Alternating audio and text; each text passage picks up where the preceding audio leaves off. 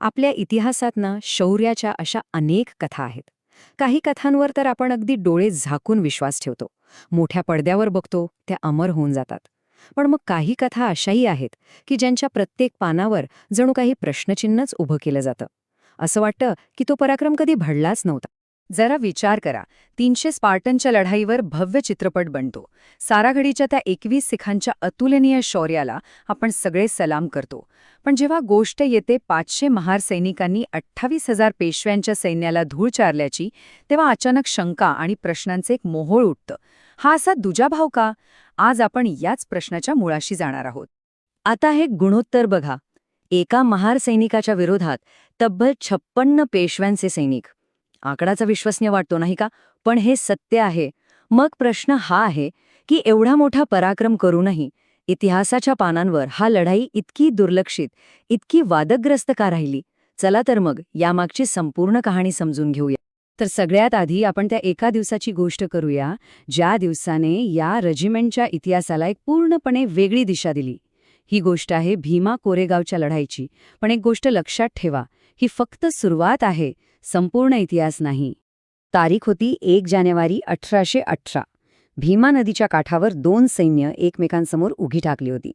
एका बाजूला होती ईस्ट इंडिया कंपनीची बॉम्बे नेटिव्ह इन्फंट्री, ज्यात बहुसंख्य सैनिक हे महार समाजाचे होते. आणि दुसऱ्या बाजूला होती पेशव्यांची एक प्रचंड फौज. ही काही किरकोळ झटापट नव्हती, हा होता सत्तेचा एक निर्णायक संघर्ष. आणि निकाल तर सगळ्यांना चकित करणारा होता. संख्याबळानं खूप कमी असूनही महार सैनिकांनी पेशव्यांच्या सैन्याला माघार घ्यायला भाग पाडलं. याच विजयाचं प्रतीक म्हणून तिथे एक विजयस्तंभ उभारला गेला, ज्यावर त्या लढाईत प्राण गमावलेल्या वीरांची नावं कोरलेली आहेत. तो स्तंभ आजही त्या शौर्याची साक्ष देत तिथे उभा आहे. पण इथे खूप मोठा प्रश्न उभा राहतो. हे सैनिक केवळ ब्रिटिश ईस्ट इंडिया कंपनीचा पगार घेत होते म्हणून लढले, की त्यांच्या तलवारीच्या प्रत्येक वारामागे एक अधिक खोल, अधिक वैयक्तिक कारण दडलेलं होतं? त्या काचं उत्तर शोधण्यासाठी ना आपल्याला त्यावेळच्या समाजात डोकावून पाहावं लागेल. ही लढाई फक्त जमिनीच्या तुकड्यासाठी नव्हती, तर ती होती प्रतिष्ठेसाठी, स्वाभिमानासाठी. पेशवाईच्या काळात महार समाजाला जी वागणूक मिळत होती ती अत्यंत अपमानास्पद होती. जरा कल्पना करा, रस्त्यावरून चालताना स्वतःची पावलं पुसली जावीत म्हणून कमरेला झाडू बांधावा लागत होता, आणि स्वतःची थुंकी जमिनीवर पडू नये म्हणून गळ्यात मडकं. हे फक्त नियम नव्हते, हा रोजच्या रोज होणारा माणुसकीचा घोर अपमान होता. आणि म्हणूनच भीमा कोरेगावची लढाई ही केवळ 2 सैन्यांमधली लढाई राहत नाही. ती जातीय अहंकाराविरुद्ध पेटून उठलेल्या आत्मसन्मानाची लढाई बनते. ती ब्रिटिशांसाठी कमी आणि स्वतःच्या अस्तित्वासाठी आणि प्रतिष्ठेसाठी जास्त होती. पण एक मिनिट, महार रेजिमेंटचा गौरवशाली इतिहास फक्त आणि फक्त भीमा कोरेगाव पुरता मर्यादित ठेवणं हा खरं तर त्यांच्या शौर्याचा अपमान ठरेल. त्यांची शौर्यगाथा तर शतकानुशतकं जुनी आहे. ही परंपरा सुरू होते थेट छत्रपती शिवाजी महाराजांच्या काळात, ज्यांनी त्यांच्या शौर्यावर आणि निष्ठेवर विश्वास ठेवून त्यांना स्वराज्याच्या सेवेत घेतलं. पुढे काठियावाड आणि अफगाणिस्तानच्या कठीण लढायांमध्ये त्यांनी शौर्याचे नवे विक्रम रचले. 1880 मध्ये तर केवळ 3 महार सैनिकांनी 300 शत्रूंना रोखून धरलं होतं. पाळणीच्या त्या भयंकर काळात त्यांनी हजारो निर्वासितांना जीवदान दिलं आणि 1962 मध्ये चीन विरुद्ध हिमालयाच्या बर्फाळ उंचीवर तिरंगा फडकत ठेवला. हा आहे त्यांचा खरा वारसा, पिढ्यानपिढ्यांच्या बलिदानाने घडलेला.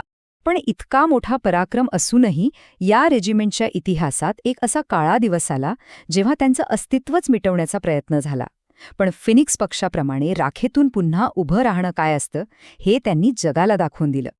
झालं असं की 1892 मध्ये ब्रिटिशांनी एक विचित्र निर्णय घेतला. ज्यांनी त्यांच्यासाठी इतक्या लढाया जिंकल्या त्याच महार समाजाला नॉन मार्शल म्हणजे ही लढाऊ जमात नाही असं ठरवून रेजिमेंटच बंद करून टाकली. पण या अन्यायाविरुद्ध डॉक्टर बाबासाहेब आंबेडकर नावाचं एक वादळ उभं राहिलं. त्यांनी अथक संघर्ष केला आणि अखेरीस त्यांच्या प्रयत्नांना यश आलं. 1942 साली महार रेजिमेंटचा पुनर्जन्म झाला. आणि काय जबरदस्त पुनरागमन केलं. दुसऱ्या महायुद्धात थेट हिटलरच्या फौजांशी सामना केला. मशीन गन चालवण्यात इतकी महारत मिळवली की त्यांना भारतीय सैन्याची पहिली मशीन गन रेजिमेंट हा किताब मिळाला. विचार करा, ज्यांना लढाऊन नाही म्हटलं गेलं त्यांनीच युद्धाचं चित्र पालटून टाकलं. हा तर झाला गौरवशाली इतिहास. पण वर्तमानात काय परिस्थिती आहे?